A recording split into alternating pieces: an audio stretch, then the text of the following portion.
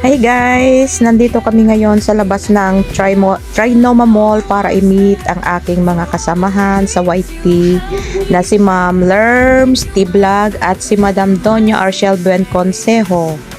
Nandito ako kasamang aking mga Junakis para makita din nila ang aking mga friendship sa loob ng YT. Eto guys, kahit maulan, umambon-ambon, ay masaya pa rin kaming pumunta doon para lang makita namin ang isa't isa. Eto guys, nandito na kami sa harapan ng Trinoma. Excited ako guys na makita sila kasi sa haba ng panahon na gusto namin magkita, hindi kami nagkita. Pero eto na yung time na makita namin ang isa't isa. Pero ganito pala guys, pag nakipagkita ka, para kang kinakabahan na hindi mo alam yung gagawin mo, na excited, ganun. Eto guys, nandito na kami sa mall pero gusto ko munang taguan si Ma'am Lerms bago niya ako makita. Ayun guys, antay namin ang ating mahal na si Ma'am Lerms kasama ko ang aking mga Junakis.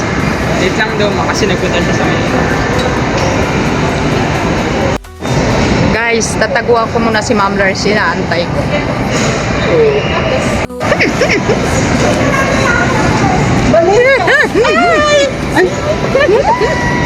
Sabi ko na nga, dito yun sa taas.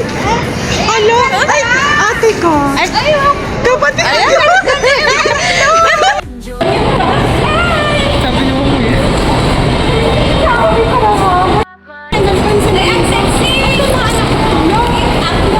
Pero ano na? Ano? Kasi babae. Hindi. Tao ng tao si Ma'am Lerms. Excited oh. Oh. Ayan yung prinsesa namin. Ayaw magpa-video. Ayaw magpa-video ni Ma'am Lerms. Oh, wala na Ma'am Lerms. Ayan na ako na. Hi guys! Ayan na, ayan si Ma'am Lerms, ayun kapatid niya, ayun dalawa kong anak. Eto na yung tonyang hinahanap ko. Oh my God! Ikaw yan! Ay, ano naka-live ka? Ayan oh! Oh! Di ba parehong maganda? Di ang gaganda na. May bangs ka naman. Oo, may bangs ka. Oh my God!